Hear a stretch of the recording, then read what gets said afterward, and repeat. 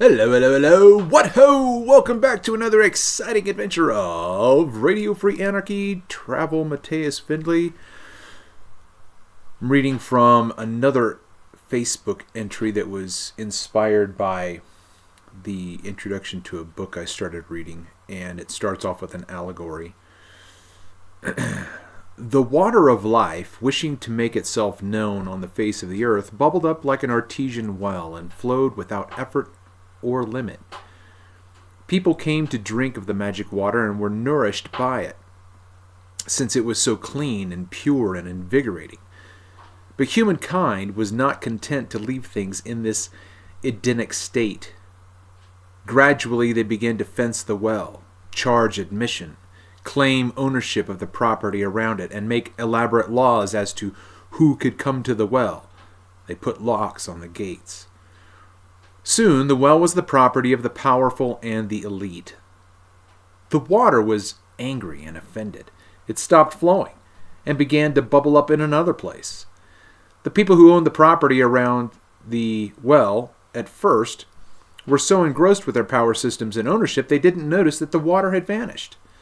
So they continued selling the non-existent water, and few people noticed that the true power was gone. But some dissatisfied people searched with great courage and found the new artesian well. Soon, that well was under the control of the property owners, and the same fate overtook it. The spring took itself yet to another place. And this has been going on throughout recorded history. This was taken from Owning Your Own Shadow, Understanding the Dark Side of the Psyche, written by Robert Johnson, I think his name is. He is apparently a Jungian, or maybe a student of Jung at some point.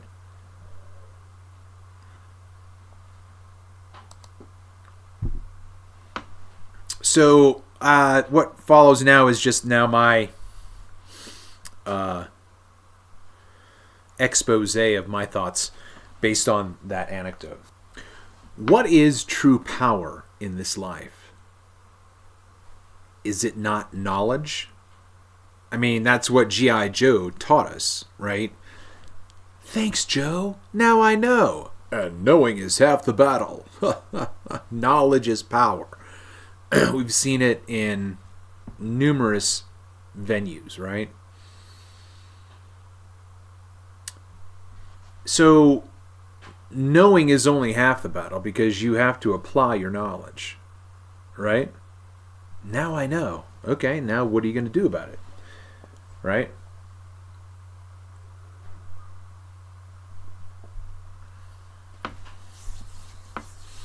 So it is what one does with the knowledge while in this experience that we're in.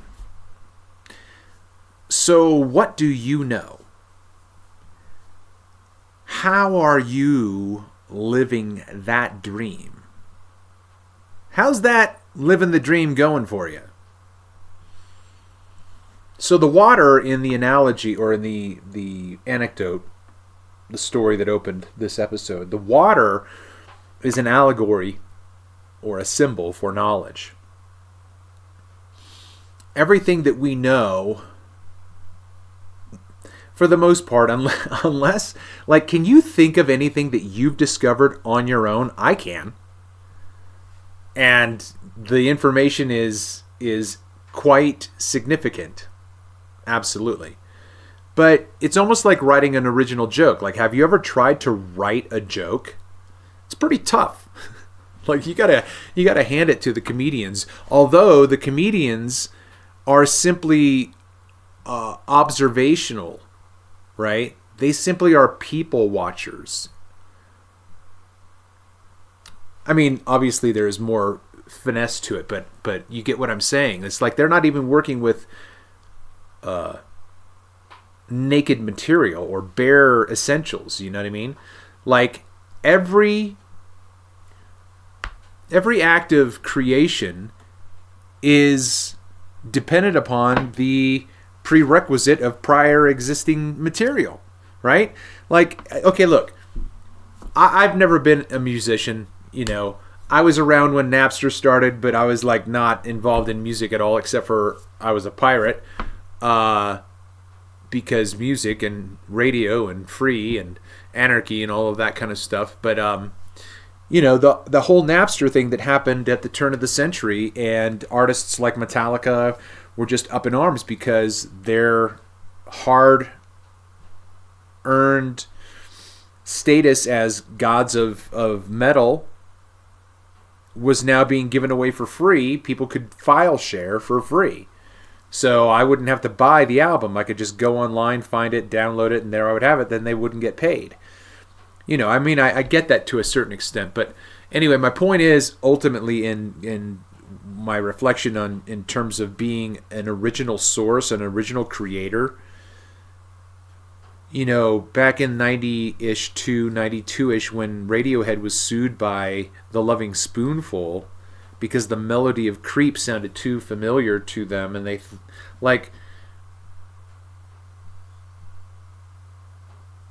I can hear the melody for Creep in my head, and it seems a little bit slower in tempo than The Air That I Breathe by The Loving Spoonful. But my point is, right, imitation is the greatest form of flattery, right?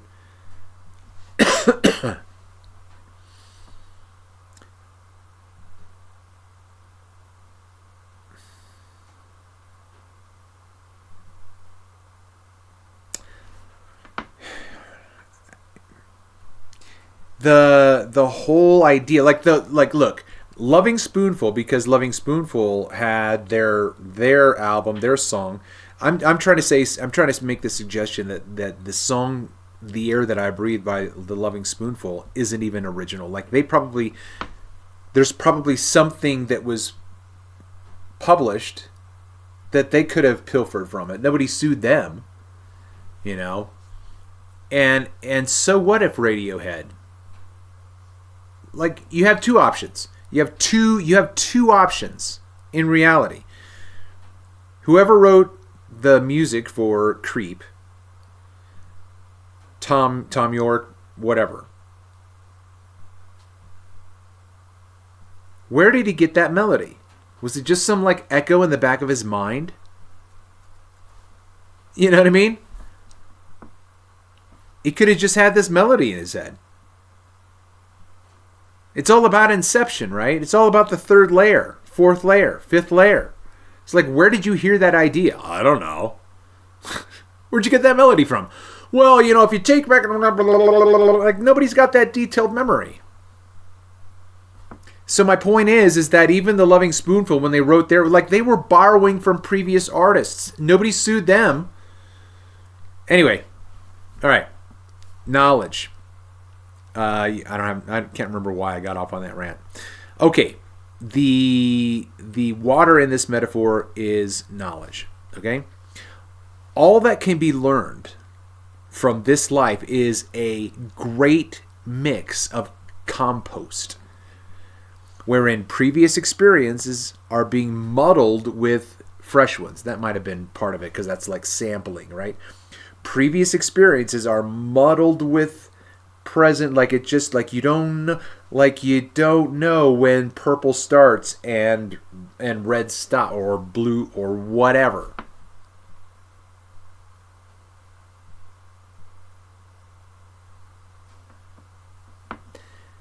Think of life as a compost pile. It's death and life and death and life and death. Life is made up of life out of death, out of life, out of death, out of life, out of death, over and over and over again. If nature doesn't tell us that reincarnation is what we ought to expect with our existence, then I'm not really sure, what you're not paying attention to, because it's very clear to me that all of life, experientially, socially, familially,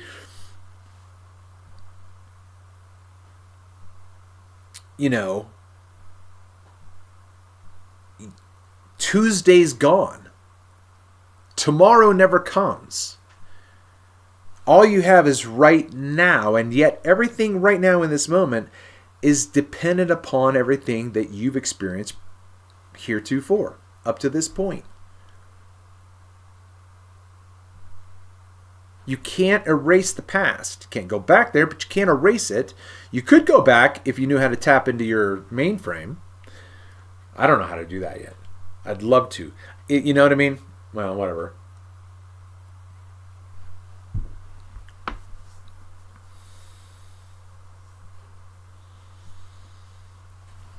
If there's anything that nature tells us, I'm convinced that reincarnation is an aspect of our existence, because that's all we see nature doing, whether it's social or arboreal, whatever, natural is social or natural. We see life produce death, which produces life, which produces death, which produces life, which produces death. And when you have those experiences in your life socially, you have an interaction at the office, or an interaction at church, or an interaction at the bus stop. You bring your life into it. That person brings it. There's conflict, whatever. And then out of that conflict comes a death and a life, and a death and a life. It's all organically metaphysical. Everything in our experiences is life out of death, out of life.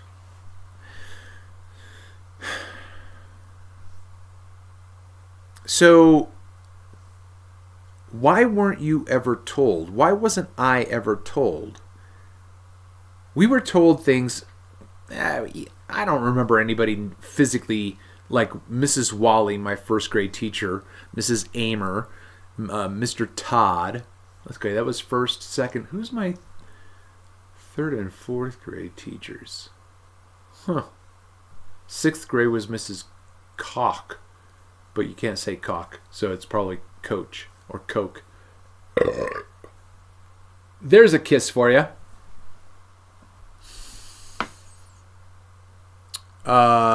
Lost my train of thought. Oh, yeah. No, we were told in the propaganda that you can be whatever you put your mind to. That's true.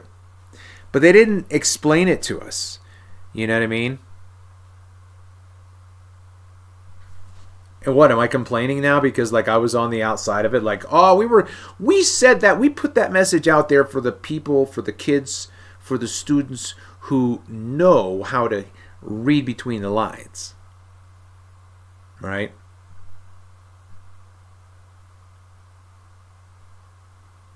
Simply because you didn't get the message doesn't mean we didn't put the message out there. Fair enough. Absolutely fair enough. But the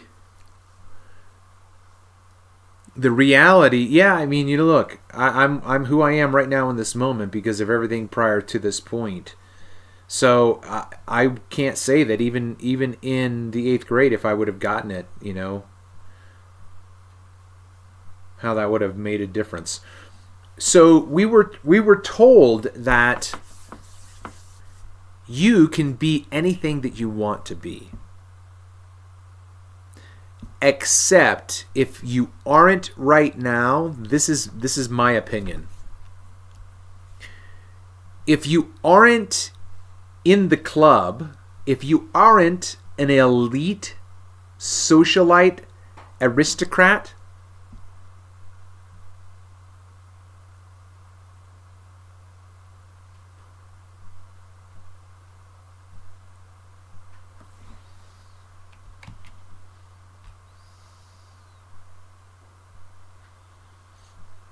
all right, something funky happened.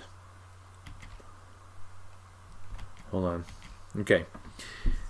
If you aren't a wealthy and obnoxious, unfathomable, if you are not already unfathomably wealthy, you're never gonna be.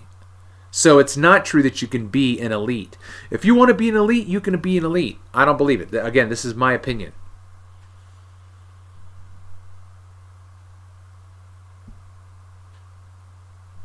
So Bill Gates, Bezos, Musk, they were already in the club. You don't know anything about those people. You don't know anybody who knows anybody who knows anybody to the 10th. You don't know anybody who knows Bill Gates. Have you fact-checked anything about that guy? Have you fact-checked? Have you fact? No.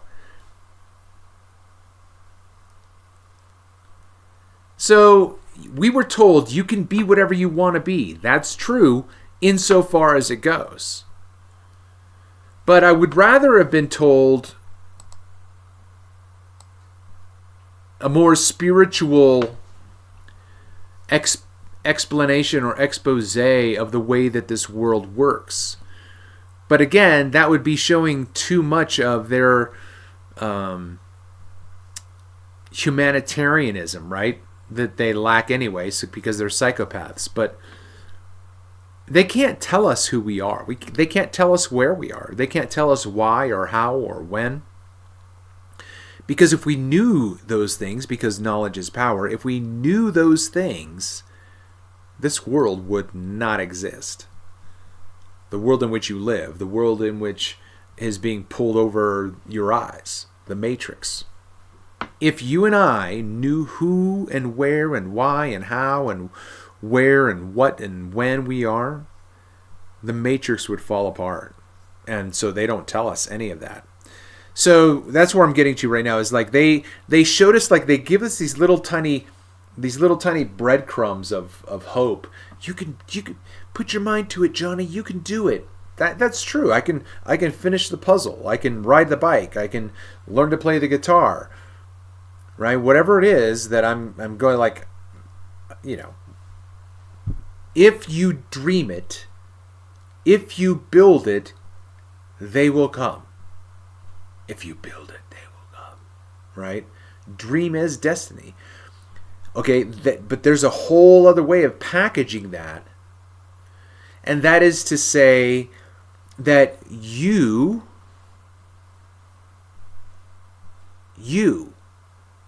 are the only one you'll have to blame for anything. Because everything you choose to do will lead to the next decision that is only your responsibility. So when you're 52 years old, wherever you're at in that moment, you have chosen and dreamed to be there. You've created that. You've made it happen.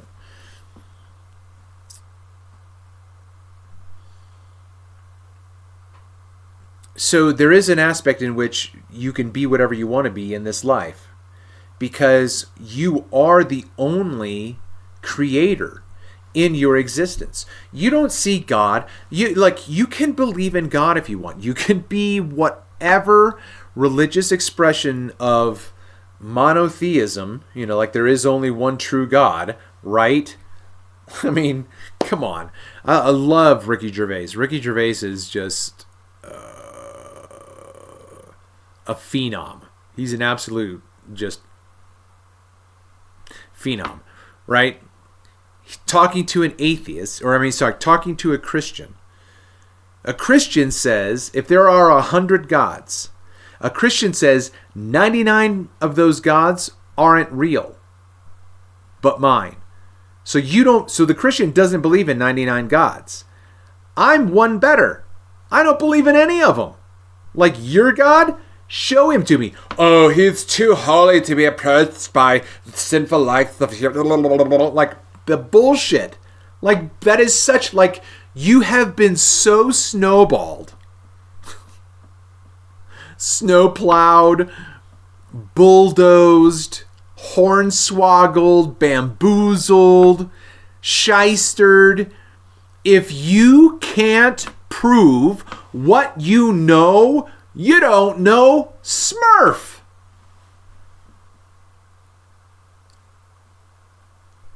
There is no God.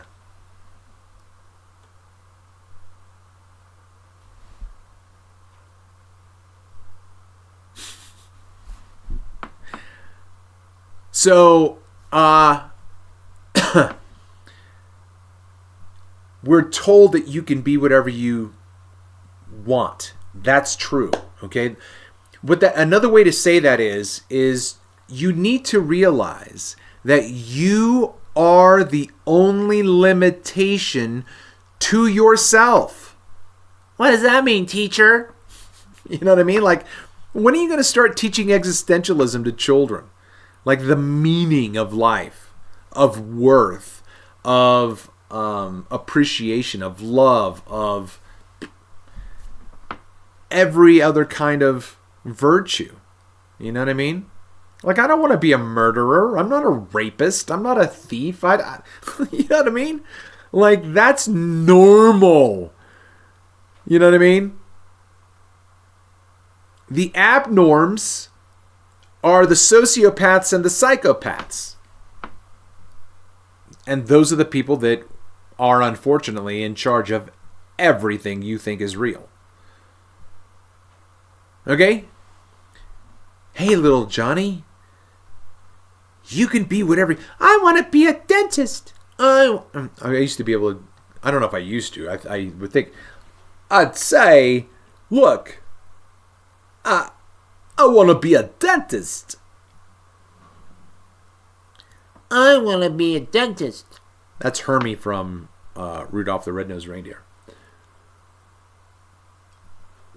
He's an elf making toys, but he doesn't want to be an elf toy maker. He wants to be a dentist. You can do it. Hermie, you can do it. Like, those things are attainable for us. You will never. If you're listening to the sultry sound of my voice right now, some years into the future, and you're 10 years old, if you're not a billionaire right now, you're never gonna be. Ever. Ever, ever, ever. Ever. Warren Buffett, dude, was smurfing already in the club. Every single one of these moguls that they put before you as like, just do what we do. No. Sorry. No.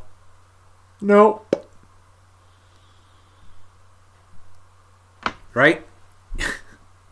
This is what happens. You are the only one responsible for where you're going to go and where you're at that moment. But to put it a different way, you are the only one to blame for those places that you're in. If it's a place of regret for you, oh, I don't want to be here. Well, then change it. No one else is going to change it for you. And if you pray to God, the only one that you have immediate proof that hears you is yourself. So you're praying to yourself. Prayer is always to the self. You can do it wordlessly, or you can do it audibly.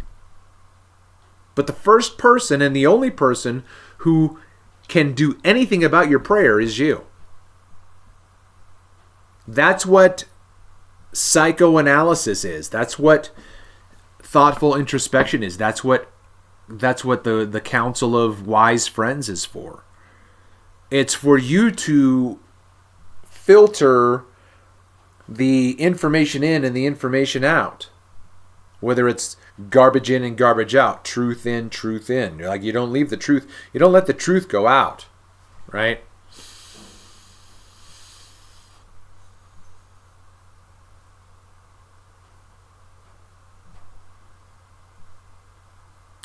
That's what happens when you lose your train of thought.